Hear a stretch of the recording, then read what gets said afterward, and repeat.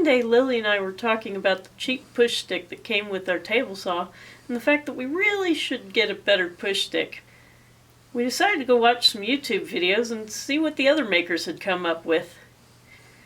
While we were watching, the cat jumped up on the table in front of me and totally blocked my view. So as I was pushing her ass off the table and she took some stuff with her, I had an aha moment. Cats like to push stuff anyway, so why not make our push stick a cat? I was a little bit nervous getting started on this project because, well, frankly, I haven't used a bandsaw since I was 13 in 8th grade shop class, or if I hadn't had such good reflexes, I probably would have cut the tip off my thumb instead of just ending up with a Band-Aid. In the end, I think she turned out pretty good, and she'll keep our fingers where they belong when we're working on the table saw. So how about you? Have you had any close calls?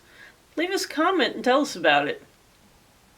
If you enjoyed the video, hit the like button, and if you haven't already, be sure and subscribe, and don't forget to ring the bell so you get notifications.